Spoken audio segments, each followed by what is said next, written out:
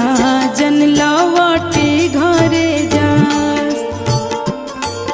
अरे हमारा के ले पापा जांघे बैठते साजन